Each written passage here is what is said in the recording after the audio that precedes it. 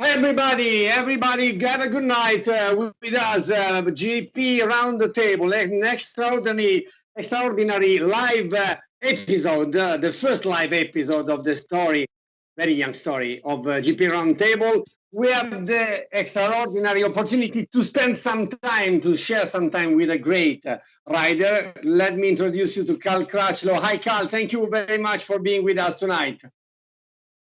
No, thanks for inviting me. Thank you so much. It's great to see you all again. We are all together waiting to be all my friends over there. Manuel Pesino from Spain, Matt Oxley from UK, and Michel Turco from France, and Giovanni Zamagni from Italy. They can see the time. They can see the moment they can go back to the circuits, to the tracks with you riders. But they're having fights regarding that matter. We will talk maybe later on. Carl, first of all, how are you? How is your family? We know you are a loving father, and you are spending a lot of time with your daughter, with Willow, which is a very lucky girl because you are such a good father. I just wanted to know, before leaving you to the questions of your friends, Zam, Manuel, Michel, and Matt, did you ever consider to be a father at full time? How does it feel to be a father at full time? It's something maybe you were thinking about in the last few years. And do you feel it's something more rewarding than having briefings and debriefings continuously with the mechanicals and engineers? Yeah, well, as I said, thanks for inviting me on. It's a pleasure to be able to see you all and be able to talk to you, answer some questions. But yeah, we're essentially the same as you guys, on lockdown over here as much as possible. Yes, getting to spend the extra time with Lucy and Willow is great. Completely different to what I'm used to. You know, normally we're traveling. They travel with me. Willow's still not at school yet, so we're able to take advantage of that and travel around the world together. But now we're at home together. It's fantastic to be able to see her grow up and spend some more time with her in a more natural environment than a racetrack, because a racetrack's not a natural environment. You know, I have to deal with people like you. And so, you know, everything's on a schedule, where now the schedule's blown out the window. We can do whatever we want to an extent. But yeah, enjoying the time at home, sure. But looking forward to getting back racing when we can. And never I thought that I'd enjoy to see the media. But if I get to see the media, it normally means we're back racing. So hopefully that'll be soon. Okay. I can say hello also to Lucio Cecchinello, because I think he's watching you. I told him you were with us tonight, so I think he's still closed in the racing department of LCR. So just say hello if you want to Lucio, which is looking at you. First of all, I've just been messaging with him 10 minutes ago before this conversation, and him living in that workshop, I'm sure is the best dream ever. You know, yeah. for him. He can play with these things. He has all his trucks and the bikes there. But yeah, obviously the situation's very difficult, and Lucio's been keeping me up to date as much as possible with regards to how he is, how his family is, how all the guys are in the team. Obviously, I speak to them as well. But you know, we keep in close contact. Lucio's a great team boss, and privileged to have him as a team boss over the years. So I don't know if he'll be going completely crazy being not at the racetrack, or he'll be in his absolute element in this workshop that he, you know, I've seen Lucio sleep on the floor on planes, you know, so I can just imagine what he's doing and what he's going through in that workshop. He'll probably be completely in his element, you know, sleeping with a little duvet over him. He'll probably still have his mask on, even in the workshop when he hasn't seen anybody for months. But yeah, we when all this stops and when we're all able to be together again, I'm sure there's going to be some unreal stories. So we look forward to the positive side of it as well. Yeah. Michel, you start with the questions for Carl. Okay. So, Carl, most of the MotoGP riders are locked down in Europe. You are a lucky guy because you are in California, in San Diego. How is it for you? Because, you know, we know that in Europe, just the Italian riders start to train again with bikes. We know that in Australia, Jack was able to ride his bike more or less every day. So how was it for you? How is it now? And how did you keep, how do you stay in a good shape? Well, you know me anyway. I don't ride a motorcycle anyway. Yes. I went from the last test in Jerez, and I did not sit on a motorcycle until my first lap in Malaysia, which is exactly what I did last year when I broke my ankle. So I know it worked for me. I know just riding my bicycle works for me. I know that I enjoy to do that when I don't enjoy to go out, particularly on a motorcycle ride, and not be very good at it, because honestly speaking, I'm not very good at riding off-road bikes or other bikes apart from racing the bike. And I think that's my competitiveness. If I go out and ride just a motorbike, then to me, I don't really get that sense of training from it. Sure, I enjoy to ride motorcycles. I would enjoy to be able to go out on a cruise on a bike, you know, but when you race a motorcycle and you have the mentality I have, I just want to go fast. And being on the road or riding a motocross bike that, as I said, I'm not very good at, trying to go fast is not great for me. So being here in San Diego, I'm still able to ride my bicycle.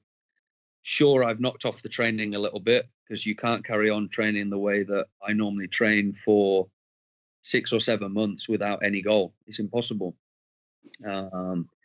I'm generally around 20 to 25 hours a week on the bicycle now, where in the winter that would be a normal week, and I would probably do some other 30 to 35 hour weeks. So yeah, I'm able to take advantage of the sun here. I'm able to ride outside, which is a privilege to be able to do, because I know a lot of the riders in Spain and Italy have not been able to do that. But now they're back to being able to ride their motorcycles and go outside and train as well. So that's a positive thing for them, and I'm glad they're able to do it as well. With regards to riding a motorcycle, it doesn't change for me anyway. I'll get back on whenever we race, and that'll be the first contact I'll have with a motorcycle. Are you going next, Ram? You going? Okay. Okay, Carl, we don't know if it will be possible to do the championship, but if it is, do you think that this situation could be an opportunity for an independent team, or do you think that a factory team will have more advantage than usual? It's really difficult to say, because I think that now the riders make a lot of the difference as well. I think you're going to have some of the young riders that have been locked up for a while. They're going to come out like animals. And you know, I still think we're going to see fantastic racing, put it that way. You know, if you look at how close it was in Malaysia and in Qatar in the tests, when we do get to race, if we do get to race, I think you're going to see a great championship no matter how many races it is. I don't see suddenly somebody winning by 10 seconds. I see that there's going to be a big battle and a great entertainment as always. I think it'll be harder for some riders than other riders to suddenly come back and just go straight into racing, because I don't really like to test, but one test would be good, you know, before we raced. I know that's probably not going to be possible. But as we say, the likes of Jack, that's able to ride all the time, and now the guys in Italy are able to ride, they'll probably come back stronger than some of the other riders. But you have riders that ride all winter and then they get to the first race and are not fantastic. So it could work in my favor, or it could work in satellite team riders' favor. But I think the factories are the factories. I think that, when they come out of this, I don't think they will have any more advantage than what they usually do anyway. And sometimes who's to say that's a big advantage anyway? We depending what track we go to, depending on the conditions, it could be anyone's race to win or lose. Who's going next? Matt, are you going okay? Matt. Hey, Cal. Yeah, I just sort of, you must be really missing the adrenaline, because I guess cycling kind of keeps you fit, but you're not getting that big kick of adrenaline that you really enjoy when you're racing. And I'm just kind of wondering how Lucy's getting on having a sort of caged animal in the house 24/7. How's that all going? It's actually strange, because I thought I'd be a lot worse than what I am. As in, when it first started, I thought it's same as everybody, in a month we'll be racing, blah blah blah. But I have actually changed my mindset. I've toned off the worrying about traveling, about when to do things or what to do. So I think that I have changed a little bit in that aspect, and you have to. I think everybody's had to in their daily life. So I don't think I'm any different to anyone else in that sense. Being the caged animal you say I am, I'm ready to race. I'm ready to race whenever they say go. But being at home, as I said before, having the extra time with Lucy and Willow is great. Learning new things, learning something that will probably be in 2 or 3 years' time anyway, is different. But I am, as I said, able to go out and cycle, and cycling is in a way very, very competitive for me anyway. I take it as serious as what I would racing a motorcycle, but at this moment in time, I don't have to. I can continue to train and enjoy to train instead of training for a goal. When I train in between the races, it's a lot different to what I would train now or in the wintertime. So I've still got the motivation. I still go out, as I said, average probably around 100 kilometers a day, 120, 7 days a week. So, still I've got the motivation and the passion and the desire to do it. And I still get my release from able to be able to do that, So the release of the caged animal is still that I'm able to train and go out and, get some adrenaline and use the endorphins in that way, instead of traveling to a race, racing, and then coming home and doing it. It's just you have to change your plan a little bit. But overall, at the moment, I'm wanting to race, no doubt, but I'm quite content with the way it is now. I think the last month will be the hardest, knowing we have a goal to be able to race. You sort of, I'm not wishing the weeks away at that point. I'm just saying that you'll be more excited to be able to do it, and then 2 weeks into it, you'll be saying, okay, I wish it was just 2 weeks later that we're able to race. But overall, I feel that I'm dealing with it quite well at the moment. Manuel. Yes, Cal, I have two questions. One is a small one after having heard you, and the other one I have prepared. The small one is, are you more ready to do the Tour de France than the MotoGP? Hearing you, it seems that you are more ready to race bicycle racing. If I came out of the winter, when I come out of the winter at the end of January for the Malaysia test, then I'm ready to race the Tour. Now I'm still in great shape. I still feel good. But as I said, I don't really have a goal. I don't really worry too much. I just ride my bike, enjoy it. sure, I look at the numbers, I look at the speed, I look at how well I'm going. And because I was in San Diego all winter, I can test myself on different climbs. So I know where I am percentage-wise of still how fast I am or how I'm feeling. But now I've done 10 weeks back to back with probably 2 rest days in the 10 weeks and an average of 3 hours a day. So how many Ks per day you do? Average around 100. 100. Yeah. So, but some days it might be more, depending the route. Depending the route you go, depending on how much you climb, or. But I would say on average about 100. Yeah, I'm doing about 700 kilometers a week now, and in the winter sometimes it's 900. It's 900 to 1,000 depending.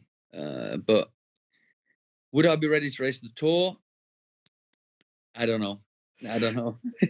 And Carl, the other question is about Jerez. Okay, we are supposed to race in Jerez. We all together, we are a family. I look at this like that. Jerez will be incredible hot, incredible. So I have to question, how are you in the heat, and how is Jerez for you as a track?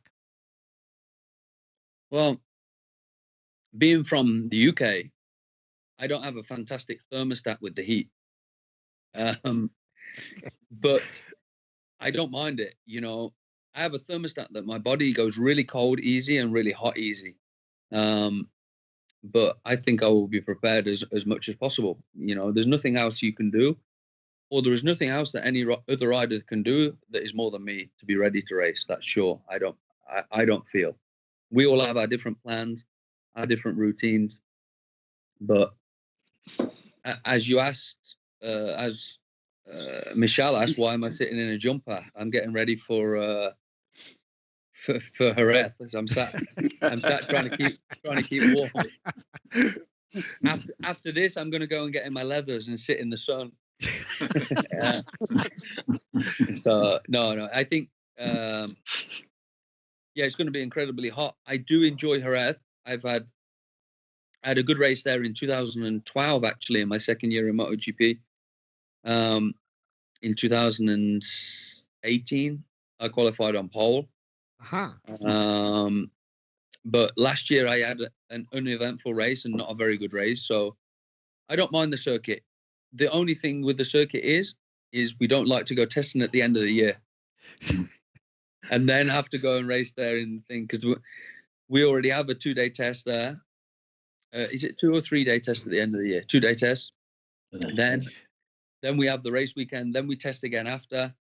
And it's a really strange circuit because there can be so many different conditions at that circuit, with how fast you go, how you feel with your bike. But it normally brings good racing. So not normally the winner. The winner normally breaks away, but behind it can bring some good racing. So hopefully that'll be the case if we get to race in July in Jerez.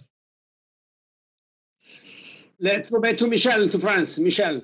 Yeah. So, Carl, if we don't race in Jerez, you have time to train for the Tour de France because it's rescheduled in September. Just to let you know. Yeah. So you, Carl, you had time to think. You had time to spend time with your family and think about your future. So I guess that you have decided what you are going to do next season. And on the same matter, what's your opinion about what is going on the paddock, knowing that Suzuki has resigned his 2 young riders? Valentino is going to do 1 more year at least with Petronas. Dovi is speaking with KTM. So what's your feeling with the market, and what's your own target for next year?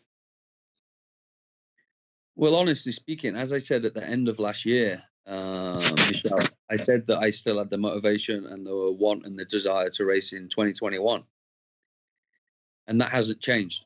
So from my point of view, of course, if the right opportunity comes along and it motivates me to want to do it, then, there's no reason why I shouldn't continue in 2021.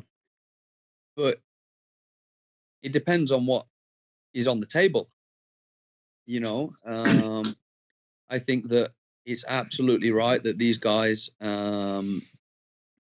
Maverick, Mark, Alex, Joanne, have re-signed their contracts, and still have jobs. That they're the future of MotoGP, and they're the guys that they warrant their rights, no doubt. So I think the manufacturers and the teams have been clever to sign them up, and why not sign them up? For everybody, Mark's 4-year deal was not a strange deal, but something different. But if you were in Mark's situation and you were in Honda's situation, I think it's a perfect situation for them both. And with regards to the other riders, I think that the market is not going to change so much. I think that everybody knows what the value of the riders are with regards to what they can bring to the team and what the team can bring to the rider. We know that Dovi's going to be competitive if he stays with Ducati. So, of course, they're going to continue to speak. If he goes to another manufacturer, what can he bring? He can bring a mass of talent, information from riding other manufacturers, which he has over the years, and a good development rider that can get good results. With Fabio, you've got a guy that's going to win races in MotoGP, no doubt. So Yamaha were good to sign him. Maverick, on his day, he cannot be beaten. So of course Yamaha is going to sign a guy that potentially could win the championship as well. Joanne and Alex, we know has won races. Joanne is going to be at the front in MotoGP. But these teams and the manufacturers and the team managers, they know exactly what they're going to get. And if I was talking about my situation, they're going to get a rider that's been on the podium every year in MotoGP except for his first year. And that's the reality of it. And there's no reason why I wouldn't do it again. With 2021. Okay, done. After sneezing. Okay, Carl, Michelle asked you about the future. I want to ask you something about the past. Which was your best season in MotoGP and why? Obviously, 2016 was a great year. I joined with the team in 2015, and it was a lot different to what I was used to. The Honda bike was a lot different to what I was used to, and working in that way was also a lot different to what I was used to. But I found in 2016 and 17, I had some good years, some good podiums, some great battles, and winning the races in MotoGP was obviously something very, very spectacular achievement in my career. The Ducati year, although my results were not fantastic, the bike was in a very different development year because we were using the different electronics and that. But I felt that I had some strong races there. But 2013 was a good year. I finished 5th in the championship, and if I hadn't have made a couple of mistakes, I would have probably been 3rd in the championship. I can't pick out one year. It's so difficult with different manufacturers to say, okay, that was the year. But if I did, then obviously 2016 with my race wins. Matt. Yeah, Cal. You said earlier that you kind of expect some of the riders. Vodka? Sorry. Is that vodka or water? Vodka. Neat. For sure, vodka. You know me. No, it's water. I promise. You said earlier that you expect some of the riders to come out like animals at the start of the season, whenever it starts. And Christian Horner, the principal of Red Bull Formula One team, a few days ago, he said when F1 starts, he said the drivers will be rusty as hell and there will be incidents. Do you kind of think that we'll see, a bit of that kind of stuff going on in MotoGP? Do you think it could get a little bit messier than normal? Yeah, but I think it'll happen in the practices and the qualifying. I think the race, sure, we're not going to be used to racing and riding around so close with other riders. And it's a different feeling when you race to when you practice. You know, you might not see anybody for 3 laps when you practice. And the close contactness, the closeness with the riders and the contact doesn't really go into play in the practices as much. So having 24 bikes screaming to turn 1 after 6 months off the bike, yeah, sure, it's going to be different. But there's going to be some, the normal candidates that will take no prisoners, and there's going to be some that will calm themselves into racing, you know. So, yeah, I do think he's right in a sense. But I think with incidents and mistakes and crashes and stuff like that, I think you'll see that more in the practice, because that's where we test the limits and we know the limits more, I believe. Have you heard that they're going to have a 2-meter social distancing rule in races? You're not allowed to get closer than 2 meters to anyone. Well, that, or riding with the masks under the helmet, now that'd be difficult. Yeah. Listen, I'd be very, very, very happy to keep 2 meters away from some of the riders on the track. Give the names. Give the names. No names.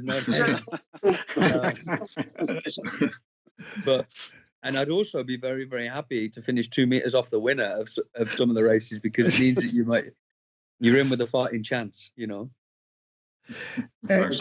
Carl, have you thought about racing 2 races at the same circuit?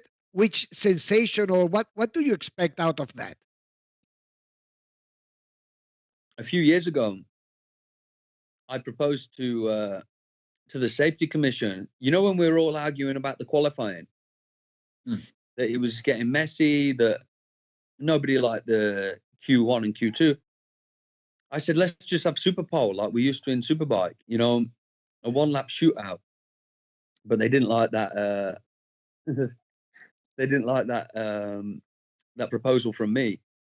One time, I asked why we didn't have 2 races on a race weekend like Superbike, and they said that's not MotoGP. This was when I was first in MotoGP, so I was more of a Superbike rider than what I was a MotoGP rider. I think technically now, to have 2 races on one weekend is very, very difficult from a technical standpoint of view of how hard the bikes are to prepare for one race, for one 45-minute race. But having 2 races, as you said, on the same circuit back to back, it's going to be strange if one guy wins by 10 seconds, because all the riders are going to be sat there going, well, it's, you know, should we even bother competing for the race next weekend if he's so strong in the week before? But if it gets us back racing, we'll take whatever we can, you know. So the riders we're flexible. We're happy to go with what Dorna proposes, and I think that from a standpoint of Dorna, IRTA, the FIM, I think they're doing a good job with regards to it, because what else can they do? You know, I think that they're trying their best to get the bikes back on track. They're trying to limit the situation of the virus. They're also following the government's advices with regards to everything. And if it means just racing 2 weeks in the same track, so be it. You know, it means that everybody at home can watch motorcycle racings. We can enjoy to race again, and you guys have got something to write about. Yeah, but I meant that I imagine that in the second race, after having raced 1, the setup of the bike will be more perfect. Would be a different race, the second than the first? I don't believe so. No? Of course, everybody's not going to finish in the same position. There's going to be an incident, or there's going to be a guy miss his braking marker and lose a position, but the track can change a lot in a week. You know, we can have a rain shower from one morning to the afternoon. But if it is just a straight race, that 1 week there's 3 guys and they're separated by 2 seconds, and they ride around like Scalextric cars. The next week, I think it's going to be difficult for the rider in second position to gain that 2 seconds. You know, it's not an easy thing. 2 seconds is a lot in a motorcycle race. And you have to find a way around it, of course. Yes, you'll be better prepared because you've just had a race the week before, but you can also be more confused. You know, imagine you had a bad weekend and you're looking for ways to improve for the second weekend. You can confuse yourself more, worrying about the situation and trying to improve your bike than just getting on your bike and riding it. You know, that's another way to look at it from the opposite side. Cal, I get there's some sort of talk that we might, you know, there might be a double header at Jerez, a double header at Barcelona, and a double header at Aragon, because we don't know what the situation will be. But if it becomes problematic for the paddock to travel from country to country, you know, it's a long way through many countries from Jerez to Austria, for example. How would you be with 6 races at those 3 tracks? Would that be good for you, bad for you? Well, I'm glad you never mentioned Valencia. Because it'll be Christmas then. Don't worry, we'll be there at Christmas. If we keep going longer and longer and longer, maybe that one won't make the cut. You know, yeah. It's never been a circuit I've liked. It's a great circuit to watch from. It's a great circuit for the atmosphere, and obviously, just me, my personal preference. I prefer to do the 2 back-to-back races in the other 3 than I would in Valencia. That's sure. It's the way it is, Matt. You know, we can't change the situation. If they say to us, we've got 6 races at them 3 circuits, we'll take it. You know, as riders, we'll take it. At the moment, we've got nothing. We want to race as much as possible, and if that means us doing 2 or even 3 races at one circuit, then the riders will do it, and we'll be happy to do it because it means we're back on the grid. We're able to race. We're able to be competitive again with each other.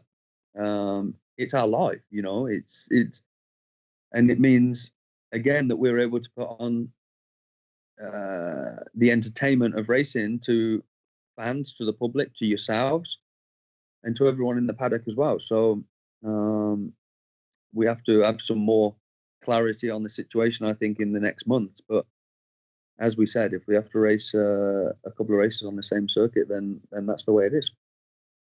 Michelle, I beg your pardon, because a friend just written, sent me a picture of Carl, remembering, you were talking about Jerez, remembering in 2017, you had the bee inside your tracksuit, remember? He asked me, Walter told me, but please ask Carl, how did it feel? Was it very painful? And I also remember you once had a long fight that lasted for several races with a mouse in your motorhome. Was that right? I remember you couldn't catch it. And John Zamani was with me. I remember that. Yeah, that was in Jerez. So I'm sure he's still waiting for me when I get back there.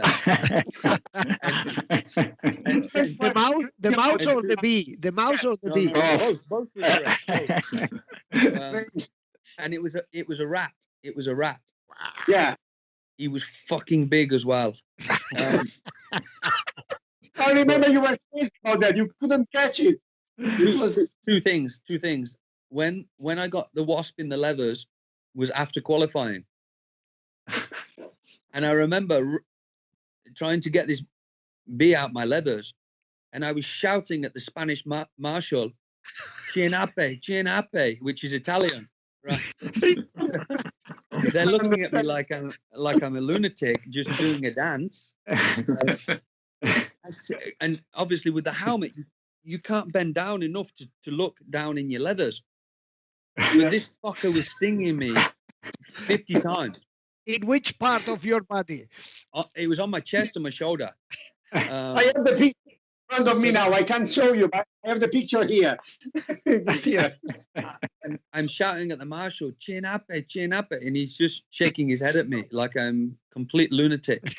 I remember one photographer there as well was looking at me like, what are you doing? And he asked me, what are you doing? And I said, put down your fucking camera and get the bee out. And he just walked off in the other direction.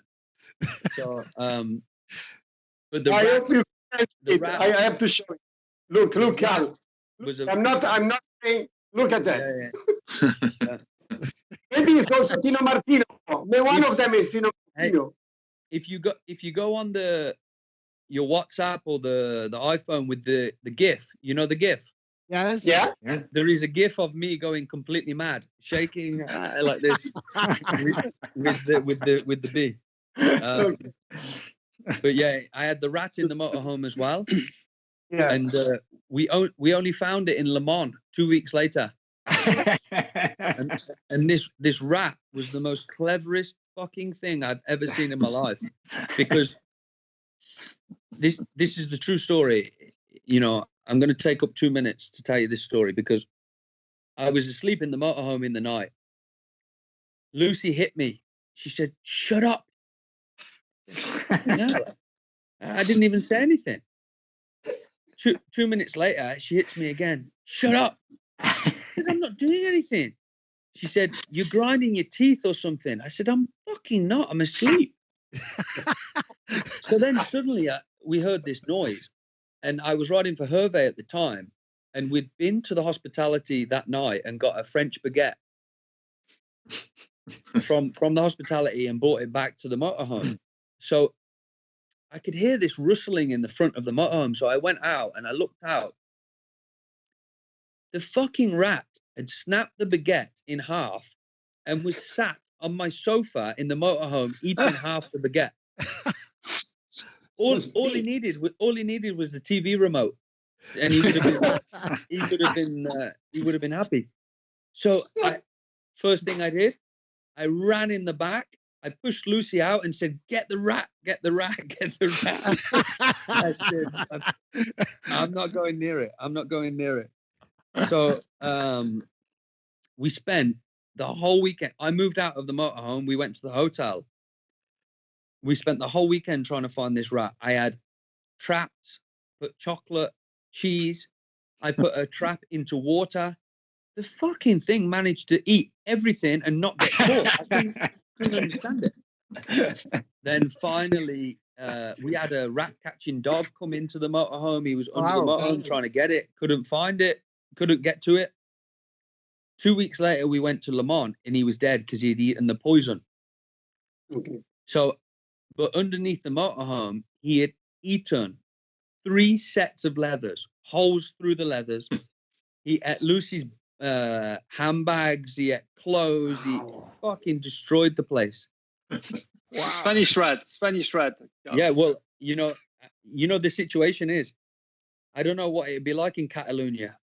You know, Spanish or Catalonia, the rat might have just not been happy. No. The one to blame was the baguette. It was the French baguette. The French baguette. So we go back to France. Michel, to you. Cal, it was a hunt. Coming back to a more serious matter. Last time you Michel, written... Michel, this was serious. I couldn't get the fucking rat out. Yeah, last time you have ridden your Honda, the situation was not so good. The bike was not ready to race. So we are going to have a special championship with, we don't know how many races, but in a short period. So how could affect your position, your situation, to have this technical problem, which seems not solved yet?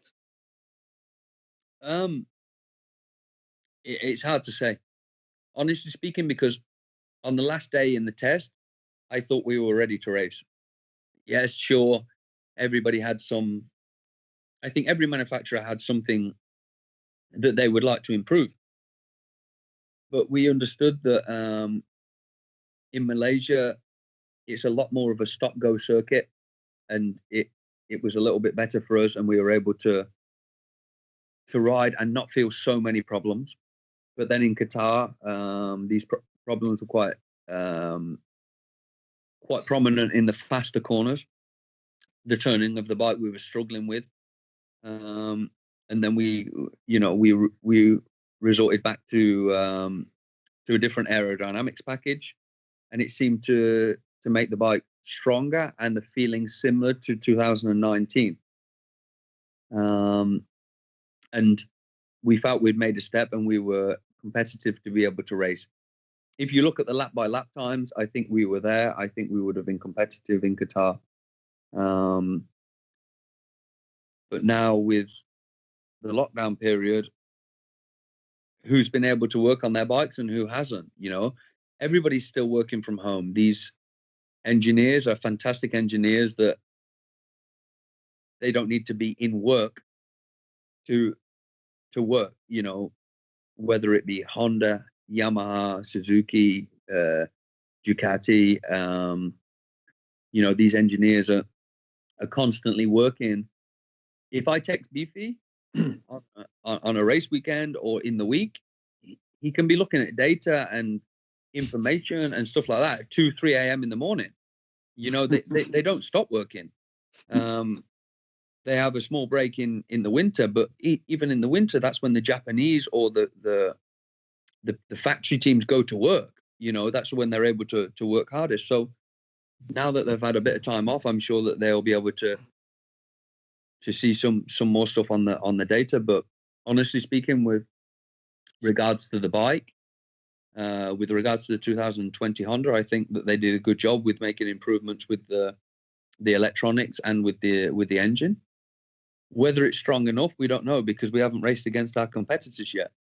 But I think on that last day, we definitely found something with regards to being able to get a bit more of a better feeling with the bike and be more on the pace to be able to be competitive at all the racetracks than just Malaysia that we felt quite strong at. Look, after the Giovanni, after the lockdown, 2 weeks after the lockdown, I had a chat with Takeo, and the only thing that he wrote to me, Manuel, we must race. That's what he was just thinking about. Yeah, because they're in the same situation as us, as engineers, and the same situation as you with the media and the riders. This is their life, and when they decide to be not technical, just the technical directors, but on the technical side of motorcycling, that's their job and their life. They love to improve as well, and a lot of them choose to be in that job because that's what they love, not just because they've been told that's where you've got to go. Yes, of course. So Takeo, I'm sure he's wanting to race as much as us. He feels the passion along with the rider, and he understands a lot about the riders as well. Working with Mark and Danny over the years, and me, he understands a lot about the rider side of it as well. But their job is the technical side and to improve it, to make us feel better. So they will hate not having information from the rider, is what they will hate. Sure, they can sit there all day long and look at the settings and the engine performance and all this, but they want to hear it from the rider's mouth. They want you to do laps. They want to see the bike going around the track, and they want to get the information to improve from a technical side from the riders, not just from the calculations on the computer screen. But Carl, why Honda is it so difficult to ride? You can understand why, or is it possible? I can understand why, yes. I think it's a strange thing, because I've been the only rider that's been able to move across over the years, and in the last period, in the last 8 years, I've been the only guy that's been able to move from a different manufacturer and get results with the bike. And that's the reality. Because Danny was always with Honda, Mark was always with Honda, Jack Miller started with Honda. That was his first bike. Scott Redding, the first bike was a Honda. Franco Morbidelli, first bike was a Honda. Luti, first bike was a Honda. Rabat, first bike was a Honda. But whenever you saw a rider move across, which was me and Jorge, I've been the only rider that's been able to be competitive year up on year. And it's because I had to change my mentality to have the determination to want to improve, because I think it's a special bike. Obviously, I'm not talking about Casey, the Casey Stoner era when he moved across. He's a completely different talent, you know. It's difficult to get your head around riding the Honda compared to another manufacturer. It's a different way of riding. It's a different way of working. We always say that you have to manually ride the Honda a lot more than you manually ride the other bikes. But in difficult conditions, because we manually ride the bike, when the track condition changes, you may see the Yamaha turn around and say, okay, we had massive tire problems. But that's because that bike doesn't work in that condition. Where our bike, we have to manually adjust ourselves as riders to ride around that problem. So I think over the years, I learned that, and I learned that towards the end of the first year. And then 2016 was a lot better and a lot stronger year. So I think when Jorge come across, he rode Yamaha and he rode the Ducati. It's such a different way of riding. And that's not to say that any manufacturer is right in the way they do it. You know, it's just you have to, as a rider, be able to adapt to what you have underneath you. And these guys like Danny, Mark, and all the guys that I listed that have never rode anything different, they only know the Honda. So and they maybe didn't adapt the way that I adapted, and I changed the mindset to be able to do it. So we definitely have a lot more moments than the other riders all year round. You see it on the track, on the TV cameras, on the incident report sheet of how much we have to push with the Honda and how we have to find the limit a lot. But over the years, the only guy that's been able to do it week in, week out is Mark. And that's why he's won the world title. And, you know, because he's an incredible talent to be able to do that. Carl, sorry, just one question very quickly. Carl, you talked about the different approach you have to work on for riding the Honda. Is that something similar to the approach you had to use for the Ducati? I mean, was that the same kind of evolution you had to face also with Ducati? Because we spoke with Daniele Romagnoli last week, and he told us, listen, Carl, at the end, he was sad of leaving Ducati, because at the end he had understood the bike, and he could have been very, very good on that bike if he just stayed another year. I mean, is there any similarity between Ducati and Honda? If I look at that situation, if we're talking about the situation, Daniele was probably right. But I had already made my decision with regards to... He told us, yes. To my contract, because they had already signed Andrea Riannone to the factory team. Yeah, so yeah. even if I won the championship, I would have to move out anyway. So I made my decision based on a career decision, not that I couldn't ride the bike, because I knew at the end of the year I could ride the bike. And I enjoyed the team. I had a fantastic team. But I didn't change the mindset enough to be prepared like Dovi in his first year. Dovi in his first year was riding around in 14th place. 10th to 14th place, him and Nicky battling all the time. But he changed the mindset to accept it, where I didn't accept it. And if I would have accepted to have one bad year, and the following year the bike, as we know, the following year the bike was a lot better, and Dovi started to become very, very strong, and Andrea. So it was my decision to leave Ducati was based on my career, not on me being able to ride the bike or not.